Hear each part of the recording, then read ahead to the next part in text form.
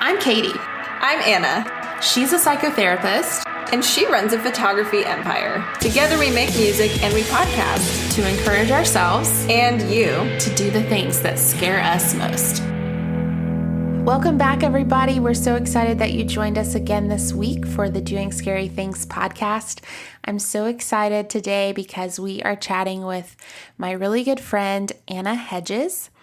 Anna and I have known each other for what feels like forever, and as you'll hear, we have many funny stories from our time together. She's an amazing photographer and just an absolutely solid human, and I think you're going to love this episode. We are so excited that you're here today with us. Can you tell us a little bit about yourself? Thanks. Yeah, I'm super stoked to be here. So I am Anna Hedges, and I'm a freelance photographer, and I live in East Tennessee. So I shoot mostly weddings and portraits, and I've begun doing a lot more like social media content for brands and things like that. So that's usually what I do work-wise. So I have 3 sisters I'm super close to. We do a lot of things together. I wear a lot of denim. And my passport's probably one of my most prized possessions. Yeah. Love that. What else do you want to know? I want to know which sister you are. So I am textbook oldest child. Are you? Yeah. Love it. It's kind of bad, yeah. So I'm the oldest. It's kind of bad. I'm the oldest of 6 kids. Oh my goodness. We're all about like 2 years apart. You're like a super firstborn. Yeah. Yeah, it's kind of bad. Stereotypical, trying to like unlearn a lot of that. What does that mean? What are you trying to unlearn? Yeah, so one of like the biggest things I'm trying to unlearn currently is how, what a lie self-sufficiency and independence is, and how turns out, we all need each other and can't do this thing alone. Isn't that a bummer? That's been a big one for me recently. Dang it. I'm like, yes. It's so funny because I would say like, oh yeah, there's no such thing as a self-made man. But then I'm like, I must be self-sufficient at all costs. Like, Yes. It doesn't even make any sense. Oh my gosh. Well, I wish you, firstborn, all the healthy interdependence in the world. Thank you. That is so hard to change, though, isn't it? Yeah. I'm the middle child in my sisters, but I have a little bit of that edge of the firstborn stuff, too, where I'm like, gotta take care of myself. Like, gotta make it happen. I'm like kind of an achiever type. Mm-hmm. And yeah, it's just, it ends up really empty a lot of the time, doesn't it? Yeah, it's really difficult, especially like my personal childhood. Like, a lot of my survival required me being not just like independent, but like taking care of myself and taking care of like my younger siblings. And so if it really hadn't have been like to take initiative and like do those things and override other, people or sometimes caregivers or whatnot, then, it's like, it's one of those things that like it served me well initially. And now I have to like unlearn it because it no longer serves me. No, I think that's really smart. I think that's true of all of us to a certain extent, Sure. I mean, there's a reason we develop those habits. I love the word that you use, survival. There's a reason we had to become the person we are, but in adulthood it's like, oh, that's maybe not the healthiest anymore, and I can work on that. I love recognizing that it was necessary. Like you can't hate on it too much because it showed up and that developed in you for a reason because you absolutely needed it. But also just sticking with it because at one time you needed it is not healthy either. Like you're saying, it's like, well, it doesn't serve me now, so I need to unlearn it and maybe replace it with something that does serve you, right? Yeah. And I think that's the part that we do all have in common, because no matter where you are in birth order or whatever, like we all develop strategies to survive. Yeah, no, it's totally true. I mean, we all have different things that like are basically survival tactics to some extent. And then I think it's just like an awareness of like, is this still serving me well? Nice. Yeah. Well, there you go. We just jumped right in. We did. Okay, so tell me a little bit about what you do for work. So you said you're a freelance photographer. How long have you done that? And what sort of brought about the change of the shift into more branding work? Yes. So I guess I've done like photography full time for about 8 years.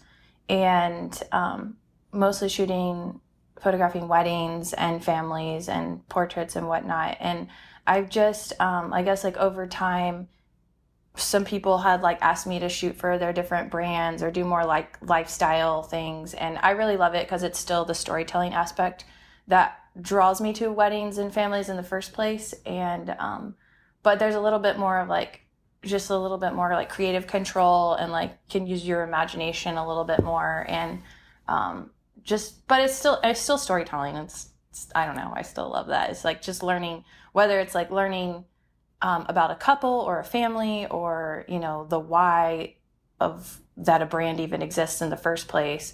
Like you're just trying to genuinely and authentically tell that story. I was just thinking like, yeah, I would probably want a firstborn to be photographing my stuff. You know, That sounds like youngest kids are cool too. I mean, I don't know what you guys are talking about. They're called babies.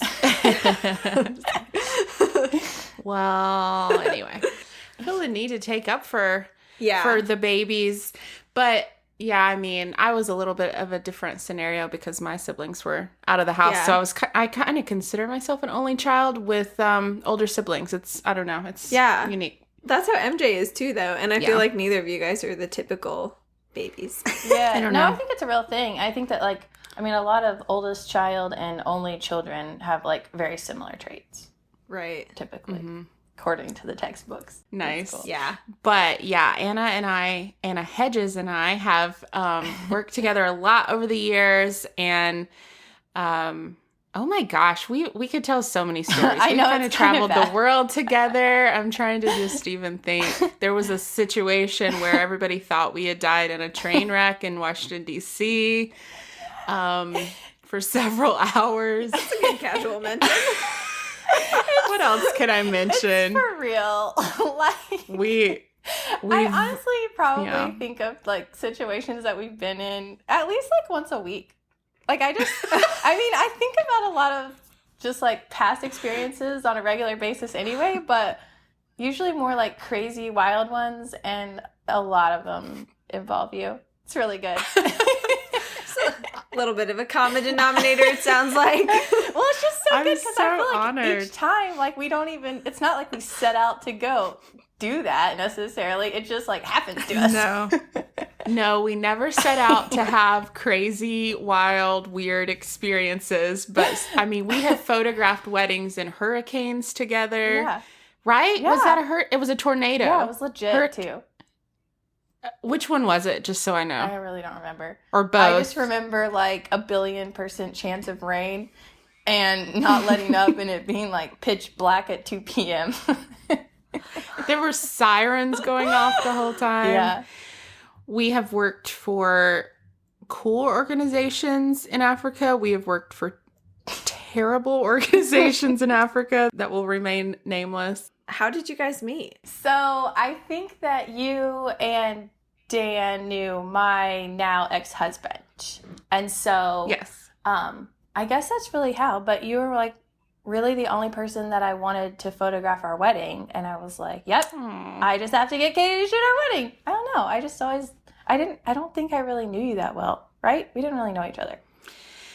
I don't think so at the time, but yeah, I remember being really honored that you asked. And it's one of those things, and probably most freelancers can relate, but it's like when you're new in your career and you're doing a job like that, and then like fast forward 15 years, you're like a little mortified of your work at that time period.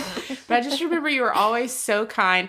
I will never forget this. I wore a white skirt and white flip-flops to your wedding to shoot your wedding. I don't remember that at all. Which, just to be fair, you were barefoot. So, Totally. so I mean, I feel like I get a little bit of a pass, but I have thought about that so many times of like, what was I doing? Because I can vividly remember walking down the aisle of the church and like the flip-flops making the noise that they make, and just thinking, wow, like I am not professional at all. They were flipping. They were flopping. That is amazing. And the aisle is like, that sanctuary was so huge too. That's so funny. Yes. Yeah. Yeah. That's amazing. I didn't I didn't photograph weddings at that time at all either. And so I like planned everything like not knowing anything. There was like it was like 2006, I think. And so it's just so funny because I seriously remember not caring about anything. I'm like, I just want to get married, and like I don't want to wear shoes because I hate shoes. And I just want all my friends and family to like show up, and that was like literally it. I didn't care at all what else happened. Like I wanted you to be there, and your just whole general energy and vibe were like very calming to me. And my sister did my makeup. I remember specifically wanting her to do that because she had done my makeup since we were like kids. And other than that, I just like didn't care at all. That's how we met. And then I think through that just kind of formed a friendship. We started, like, you would drive down and shoot for me, and I would drive up and shoot with you at weddings. And I just really learned a ton from you. I think about that a lot too, because, and this is kind of a running joke between us, because when Anna prepares for a wedding day, there's months of preparation. Maybe this is the birth order thing. I don't know. You guys can tell me. There are months of preparation, every detail. And this is a great thing. I'm not going to make myself look super great in this story, but it's seriously so impressive. She knows every detail. She knows the bride's 46th cousin's name. Everything. And it's so amazing because she goes in with a game plan. She is ready to go. I vividly remember in those early days when you had first started shooting with me, like you would show up and you'd be like, okay, so what are we doing for this? What are we doing for this? And I just felt like I was so annoying to you, but I would be like, I haven't thought about it. I haven't talked to them about it. And you would just laugh your head off at me. It was just like, of course you don't know. Of course you haven't asked. No, it was...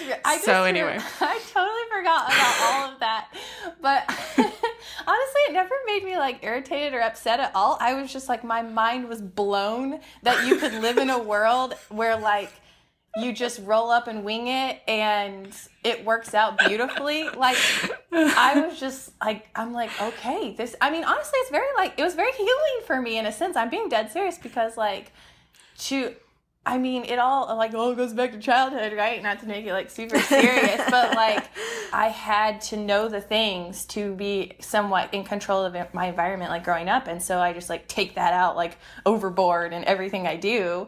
And so to see something be very loose and carefree and just intuitive and live in the moment, and it be successful and everyone's like calm and joyful, I'm like, oh my gosh, that's amazing. I didn't know this was possible. Yeah, exactly. So I love that. I feel like we've learned a lot from each other.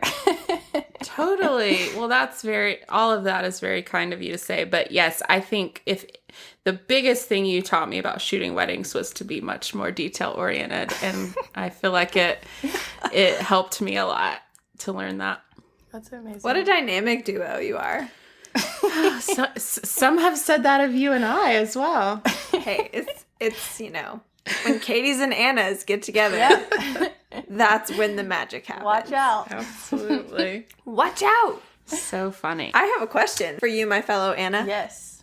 You seem like you have grown a lot, in your life. Like you've already, just in this short time, you've shared with us sort of the bents in your personality and how you've become aware of them and how you've, learned the value of doing things the other way too and all that. And so I just wonder, like, what kind of stuff even scares you at all? Oh, that's a real good question. I think like one of the main things I've learned this year, or just like recently, is that there's not tons of things that like really scare me. Like there's a scale. So yesterday, this is really funny that you asked me actually, because I sat down. I just like to do these like random little exercises every now and then. And so I was like, what does scare me? And so I started like writing down this whole list of just like things that scare me, right? Nice. Yeah. One of the things that really terrifies me, honestly, and not just like, I'm kind of scared of that, but like, I'll get over it. The fear of not being courageous when I need to be. There's plenty of things, I guess, that I would say, oh yeah, that takes courage to do, blah, blah. But like, when it comes to relationships that I'm really, really close to, I have I have a horrible problem, like being honest with myself, and in turn being able to communicate that and articulate that and tell another person that I'm like super close to. So I guess that probably stems to like rejection on some hand, and I think not having a language for my emotions for a really long time too. And so it's just this like fear around like not saying the right thing. Rejection. Yeah. No big deal. Welcome to humanity. That's a big one. Low-key. Yeah. It is a big one, but I think it's interesting that your fear is so meta. It's like you're afraid that you're not going to have courage when you need it. Yeah. You know, like you're afraid of being too scared.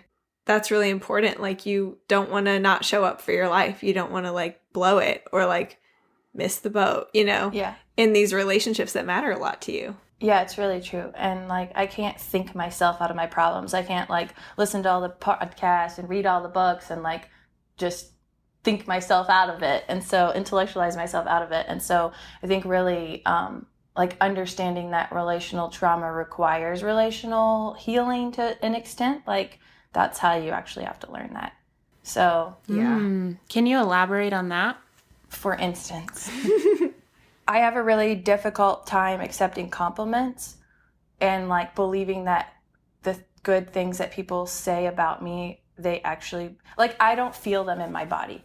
I understand that people are like, I mean, I know these people are telling me the truth. I believe that they're telling me the truth, but I don't actually know what it's like to feel that in my body. And so for a long time, I've basically lived with like a mind-body separation and a disassociation between the two. So really the last couple of years and learning what it means to actually feel in my body has been mind-blowing and radically changed my life. What you were talking about in like my vernacular as a therapist, that's called having a corrective emotional experience. Yeah. So like what you're saying is you can learn all about it, you can understand it conceptually, but you're not going to heal until you can basically get some redemption in an experiential way. Like you have to experience it a different way to like heal from it. You can't just kind of like from a distance learn about it and heal yourself alone. No, it's true. I mean, that's just true. I'm really curious, and I feel like maybe the listeners at home would be as well. So when you say something like, I have a hard time believing compliments or feeling them, and then all of a sudden to say that now you're learning to experience those actual emotions, what happened in the middle there? Like, was there some sort of process for you of figuring out how to do that? Yeah. So about like 3 or 4 years ago, I started doing yoga for the first time. And so that was really where I had an awareness that I was like like something was wrong. And I didn't even know what that was, but I just knew that like doing, stretches and touching my toes, like I didn't even know what like it's so hard to articulate, but literally it felt like I was living outside of my body. And so yoga was really the thing that brought me back to an awareness of that and asked me to sit in that place and asked me to sit in that pain because it really did not feel good emotionally. And so that was kind of the beginning of it. And then just like over time as like different things had happened, different like experiences had happened, I just learned that like, there's a problem when someone tells you like how much they mean to you and how wonderful they think you are, and this is all the reasons that you like them or that they like you or whatever. And then you're just like, oh, thank you so much. That's so nice. And like, I know they're telling me the truth, but like, I should have some kind of like physiological response, in my body. And there wasn't like nothing. It was like, it just like rolled off of me or something. You believe what they're saying. You don't think they're lying to you, but your body doesn't recognize it as truth. Yeah. Like, that's really interesting. Yeah, 100%. And I think it probably stems back from different experiences as a child and probably having things to do with like being rejected or being made fun of or whatnot. And so you just learn that it's safer to not feel that. And so just basically like going through the process of learning what it's like to feel that. And it's like, okay, so I like the past year or so, I've just done an exercise of like, every like just a few times a day just being like, what is my body feeling right now? And it sounds so ridiculous, but it's just incredible. And I think that's like, once you have an awareness of like what you're even feeling, then you can recognize those responses in the middle of an actual experience. And so that's all kind of crazy. And sometimes, like, you know, I also read this book called Body Keeps the Score. And that... Oh, such a good book. Yes. It's so good. It's one of my favorites.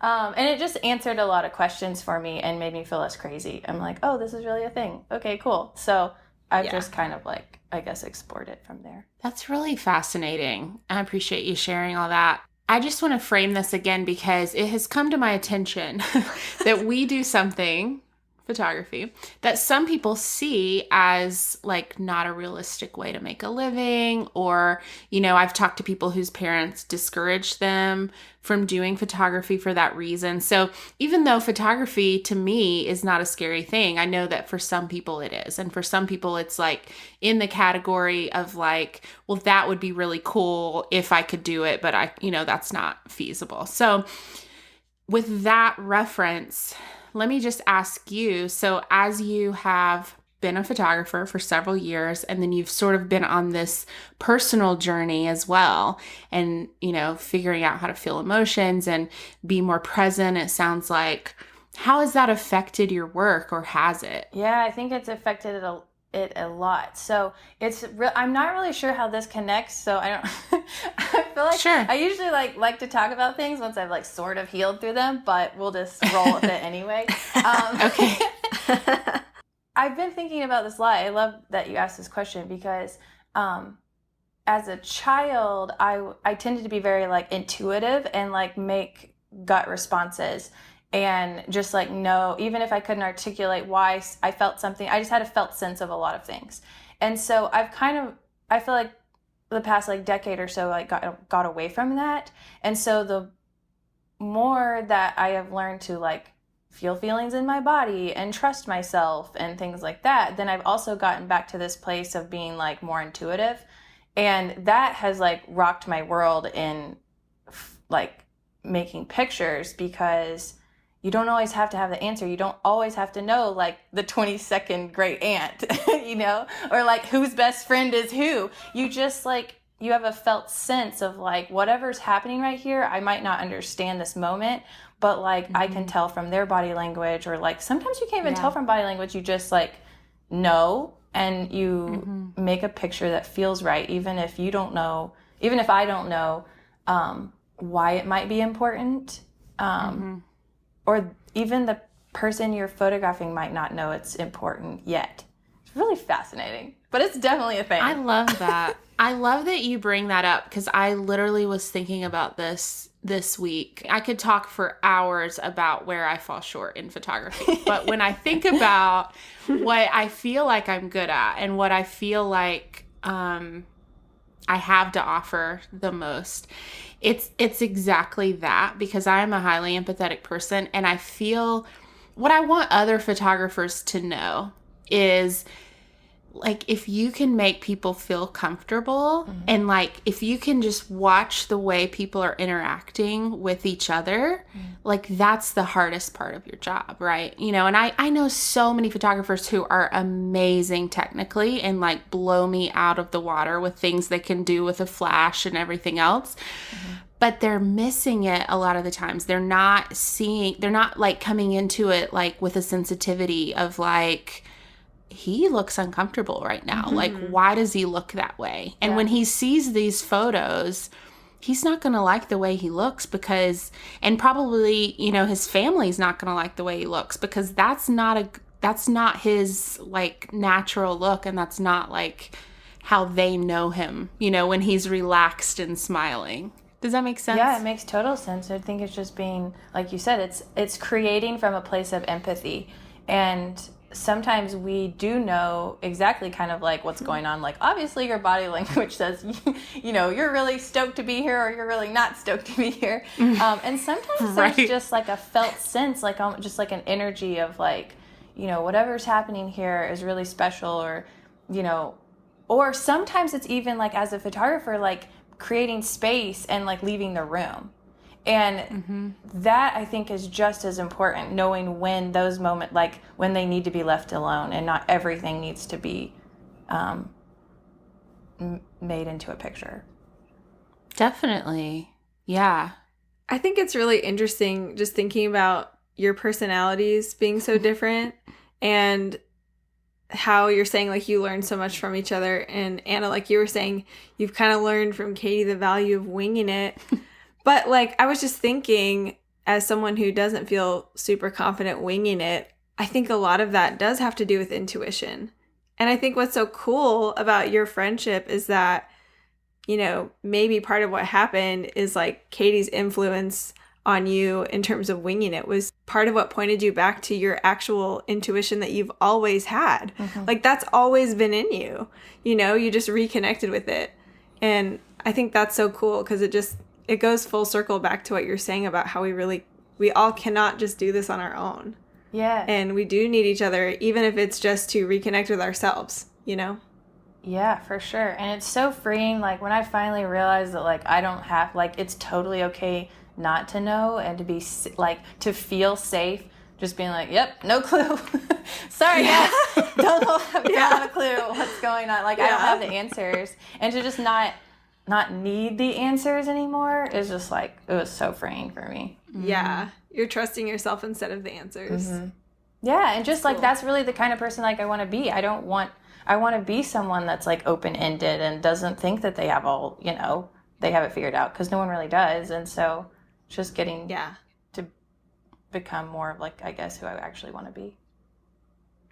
Well, I was going to say, what a great application for life, you know, because that's something we've talked about with people in different career paths. But, like, the one common denominator is we don't know how this is going to work out. Like, really, even if you have, like, a 9-to-5 401k, like, that could change. You know, nothing is certain in life. It really isn't. And so, yeah, I can see how that is, like, a huge, just having to be open to possibility can be pretty helpful. The idea that it's possible to get comfortable with that. Yes. Probably a revelation to some people right now. Yeah, honestly, that's huge, I think. At least it was for me. It's like learning how to make that feel safe is really what it is, I guess. Comfortability and safety probably go hand in hand, but to me, like, when I feel safe, that, like, I don't know that there's anything better than that. I know a lot of people who spend their life in a very miserable comfort zone, you know, Yeah, exactly. And it's like, it's safe, and to that extent it's comfortable, but it's also miserable. Right. And it's both, you know? Yeah. Well, and then just to the point I was making earlier, like, it's safe with quotation marks, but that could change at any moment too. Right. I think Jim Carrey is just kind of brilliant, and he talks a lot about just really interesting things of how he became famous and stuff. But one thing is, he said he watched his dad play it safe for years, and you know, and that comment was a comment of gratitude. Like, it was, you know, he was doing what he thought he had to do to provide for my family. And he was doing a job that he hated because it was safe. And then his dad lost his job. And so it was like the job that he thought was safe, he lost. And so I think the quote is, you know, I learned that you can fail at things you hate too. Yeah. You know, and so that propelled him into saying, well, I'm going to at least try to do something, you know, that I love. I can feel uncomfortable and safe. I think they're two different things for me. I mean, I don't really know why. Maybe they're not actually two different things. I could have the definitions wrong. But I can feel safe, like, in a space or with another person, and also be, like, doing something uncomfortable or whatever. Or, like, doing something that I'm afraid of, or, like, going skydiving. But if I trust the person that I'm with, then, like, you know, it still feels safe on some level. Safety is like your tether, right? It's like, that's what allows you to tolerate some level of discomfort. Yeah. So the more safe you feel, in theory, like, the more uncomfortable you would allow yourself to become, because you still feel safe. And, like, that's right there at the foundation Yeah. And honestly, that probably all has to do with like being in a relationship with yourself. So like if I can trust myself and I can feel safe in my own body and feel safe in my own, like all that, then that's going to really, so basically it's just being safe with yourself. I think that's the healthiest version, because otherwise we rely on other stuff for safety. Sometimes it's other people, sometimes it's addictions, sometimes it's information gathering, or, planning all the details. I mean, like that can be a form of safety when you, in place of trusting yourself. Yep. So I think the trusting yourself part is like the ideal situation, Yeah. That's what it all gets back to.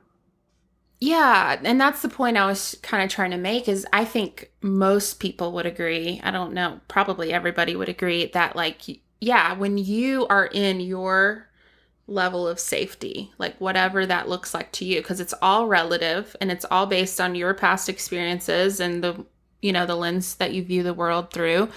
But when you're there, yes, that is going to be the most comfortable. So I just love that you said, I have learned I can be okay even if I'm pursuing things out of my comfort zone. Yeah, for sure. Like, I think that's a big one. We have to know that there's not this magic like world where we're safe, and then if we cross the line, everything's like chaos. It's just not true, because that doesn't make any sense, because then my comfort zone, is like one area and yours is different. Like, it just doesn't work that way, Yeah, like we each carry our own safety with us or not. Mm-hmm.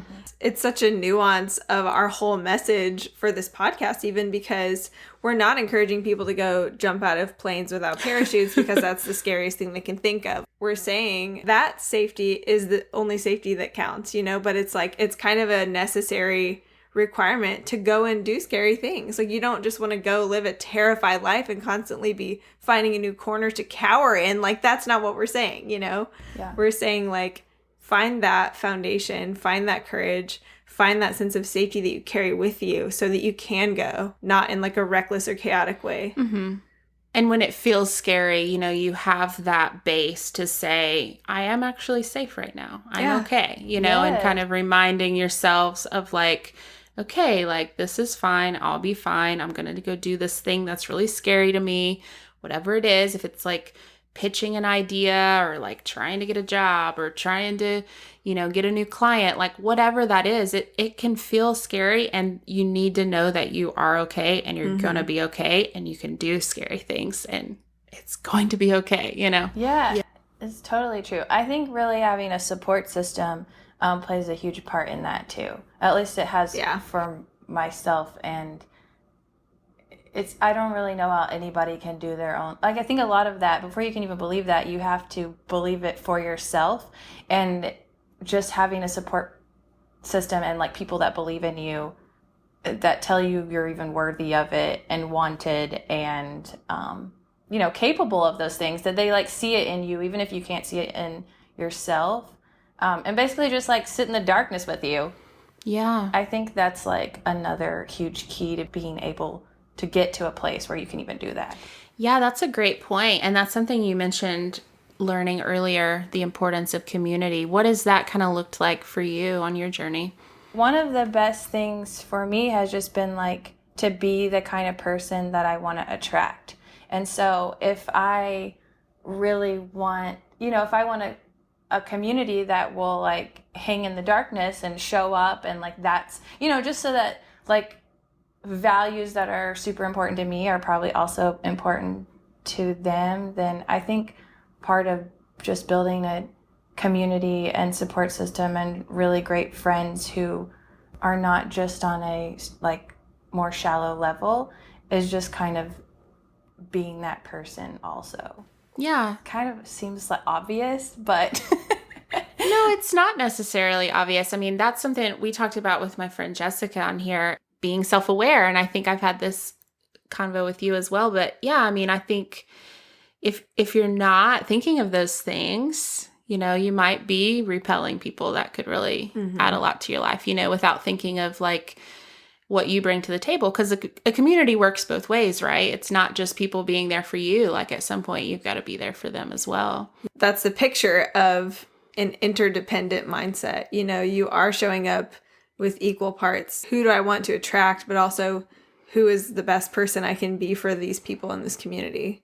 And that's, if everyone in the community does that, it works like magic. Yeah, it really is so beautiful. And I think another thing that this probably is sort of unrelated, but I think another part of just like community and being able to, like, in terms of being able to like face fears and, you know, do really scary things together, is kind of just for everybody to understand where their fear is like stemming from, because it probably already has something to do with something that has happened to you in the past. And so like whatever you're afraid of has probably already happened to you on some level. And so being able to even get to a place where you can recognize that or even be aware of that and then do that within a community is really incredibly powerful.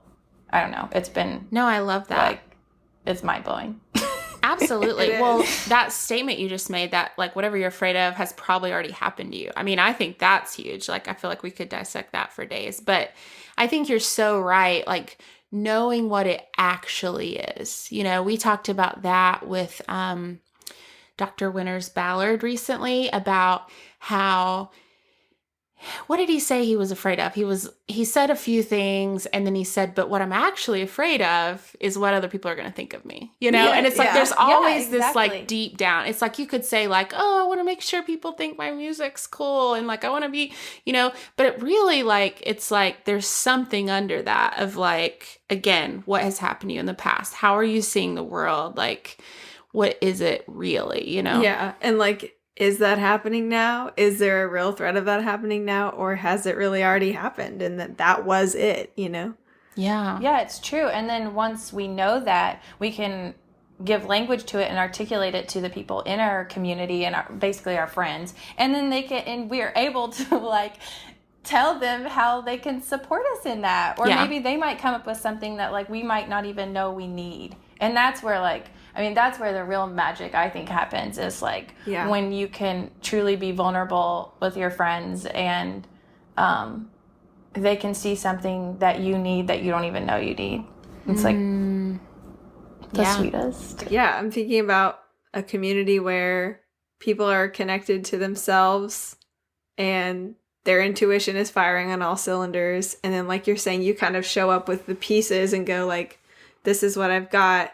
And, you know, then those people around you, sometimes it's your intuition speaking to each other without, you know, without hardly anything happening on the conscious level. And that's still just like so magical.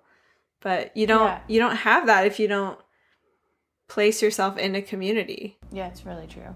I love our conversations because I feel like you're always learning something, and that's evident because and hopefully, you know, hopefully we're like that too. And I don't know, but I just love these conversations of where it's like, you know, we're just processing together and learning. I was gonna say, we're at least learning from you. Yes, today. Exactly. I love this so much. It's really cool.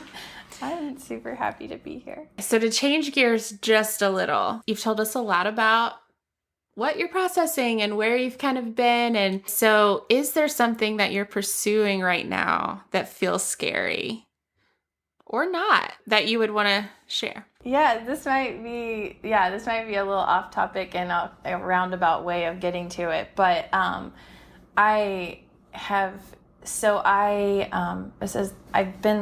I moved into this apartment, like this loft apartment, and I've never lived by myself ever in my entire life.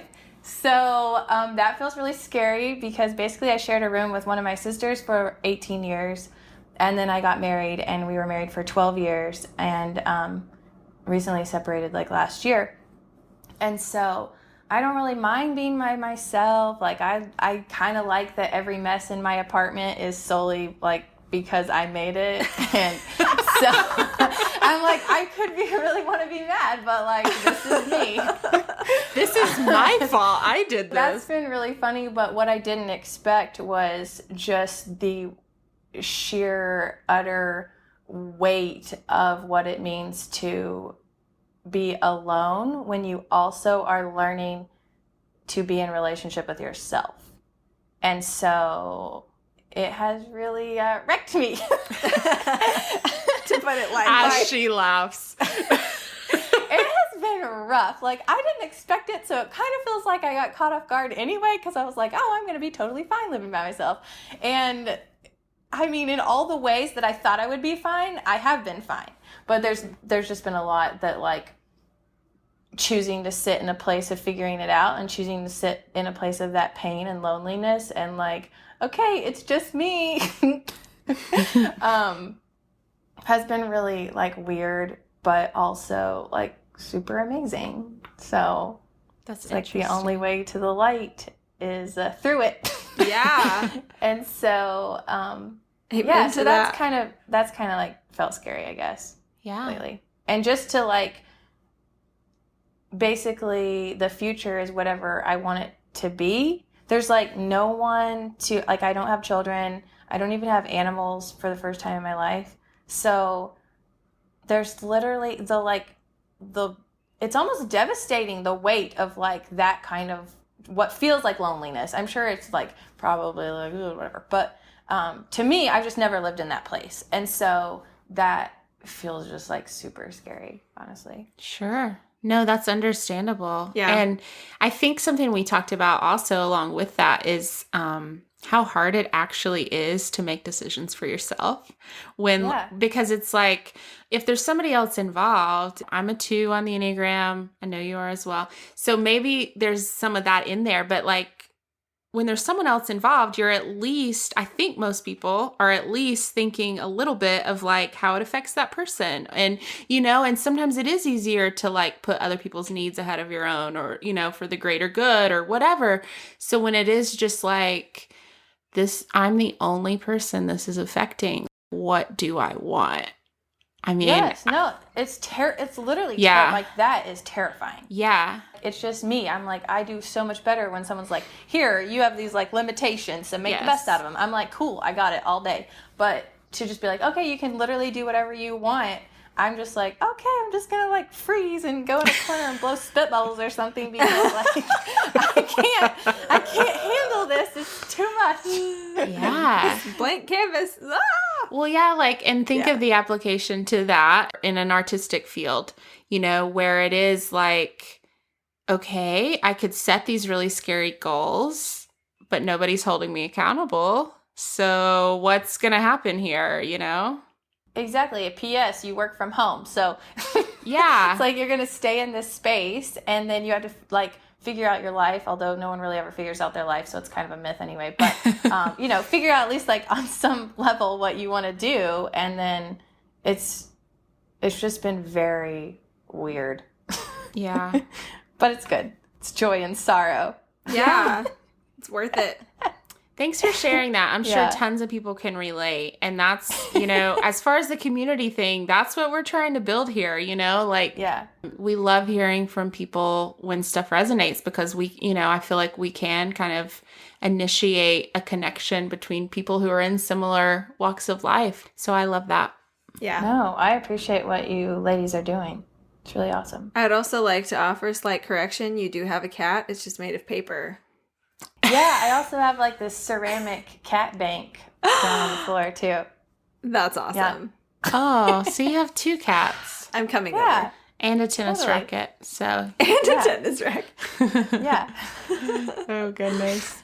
That's amazing. Okay, so for those listening at home who are trying to find the courage to take the next step or the first step in whatever their endeavor is, what advice would you give to them?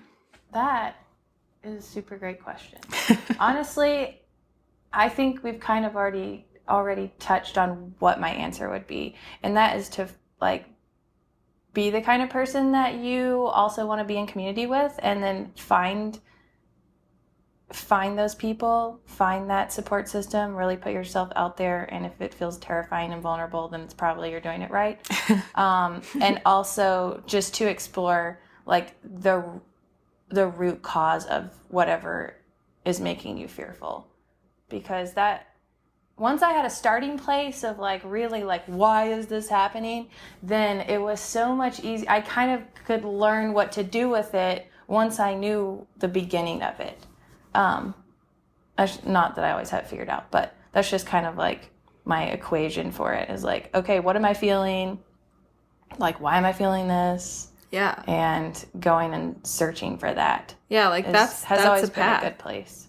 Yeah. Yeah, it's a path, and I think a lot of times, it feels like it's a path or it's hopeless. And so you don't want to be hopeless. So No. True. Find a path, No, I think both of those are great advice. Mm-hmm. Yeah, if you feel like you don't see a path, it's like, well, create one. Yeah. Where are you? Where do you want to be? Mm-hmm. How are we going to get there? Yeah. Yeah, it's honestly like very reassuring. It's always been very reassuring, at least for me, because like if I am afraid of something, there's a reason why. And so like even if I don't know how to move forward, I can move back a little bit to figure that out. And then, you just learn answers. There's not really like, you can't not learn the answers. But the problem is it's just really hard and really painful. And so it can be really great to avoid that sometimes. Yeah, for sure. Or like momentarily feel really nice to avoid that, but it's not the way that you actually move forward. I have some questions about finding your people. Yeah. First question. What if it's really hard? I think it's always hard. I think it's like no matter expect what, it to be hard. Okay. I think that you're asked like, I'm asking another person like, hey, let's go on a friend date or whatever. Like I like what I see of you. Like I want to get to know you better. Like that's not easy because it requires you to be super vulnerable. Yeah. And it requires you on some level to like, I think know yourself or at least like know what kind of person you even want to hang out with. Mm-hmm. And so that it really starts with like it starts with understanding myself before I can find who really means a lot to me and who's going to be. But you'll find the people too. It's like just look for the ones that radiate pure light in the world and figure out just like, I don't know, beg them to go to coffee or whatever. No, I love that. And I just want to add, because this is an excuse I've heard a lot. You can do this even if you're introverted. Oh, yeah. I am introverted, and I can remember, I was telling somebody this the other day, I can remember being mortified to talk on the phone with a client, and this is a little different than community, but same principle, right? Like, I had to learn how to do it, and just because I was okay being alone, exactly like what you're saying, doesn't mean that's where health is going to happen all the time. I do have to function both ways, and so, whatever situation you find yourself in, don't let yourself make those excuses. Yeah, it's totally true. I think a couple other things that I just thought of, one of them is to really learn how to celebrate other people. Mm-hmm. Because when we show up to, whether it's like a music event or an art event or just like something where the general public is involved, but you know that person personally or like you want to know them, like show up, because from the people that pour our heart into whatever it is, like artistically, it doesn't even have to be artistic. It could be a lecture or whatever, anything that, it could honestly be, it could be anything, but just show up and learn how to celebrate the people that you care about or that you want to know. That's huge. Yeah. You don't have to care about the art even or whatever the event is, you care about the person, and that's why you go. Which also goes back to the whole like people buy your why, not your what anyway. And so it's like we really do we care intrinsically more about the person than anything any of us are actually doing or making, I think. What if those people are not what I expect? What if they're different than what I expect or what I imagine? Or what if they're different than me? Mm-hmm. Yeah, well, I think that everyone should really pursue people that are different than you, first of all, because there's always lots to learn. And I think traveling has been like one of the biggest parts in like just a personal growth for me. I have no idea what I like if I couldn't travel, I don't even know what I would do. It's that's a whole nother thing. But I think that it's wonderful to pursue friendships and being in community with people who are absolutely like what you consider nothing like you, because you'll learn really that you actually do have lots of things in common. But also those differences, like that's what like creates empathy. And I think a lot of times we begin to care about things once we have a personal attachment to them too. So like I think that's really what moves and changes things in the world, is when like particularly a problem or an issue becomes personal. And that a lot of times it might not be like my personal issue or something, but it might be like somebody that I know. And so anyway, all that to say, I think pursuing friendships of people who are different than you is very eye-opening and really beautiful. And if it doesn't, like if you start friend dating someone and it doesn't work out, then probably not the best person to give advice on to how to end that. Nothing's wasted, though. I definitely believe that. Yeah. Like, especially time with other people. You're still going to learn something, Yeah. Yeah, well, and I think that's just it. Like, you're taking a greater risk, probably, but that's because there is a potential greater reward, and you're probably going to not strike gold every single time, but it's still worth trying. It's still worth trying, and then it's worth trying again, and then it's worth trying again. Yeah, it's really true. And I think a lot of it has to do with expectations. What are my expectations for this person outside of like, being a decent human being with like some values? That'd be nice. But like, what expectations am I putting on them? Like, why do I not feel like this might be a good fit or whatever too? I don't know. Right. Totally. Yeah, there's a lot of intuition wrapped up in having a good fit with someone too. But I think also, like you're saying, let your net be wide. Let your expectations be broad enough to fit a lot of different kinds of people. Thank you so much for spending this time with us. Yeah. I know everybody is inspired as I am. I'm so inspired. Where can people find you and your business online? Yeah, so maybe the best way would just be on Instagram, and my screen name is Anna Hedges. That's probably the best way. All the other stuff is from there. Awesome. We'll be sure to put that link in the show notes. And thank you so much for hanging out with us. It's always much fun. Thanks so much for joining us today. If you like what you've heard, take a second to subscribe or share it with a friend. There's plenty more information in our show notes, including a link to where you can listen to our music on Spotify. See you next week. Better safe than sorry, 100%. That's what I always say. Katie's always saying that. She's always saying it. I've never said that.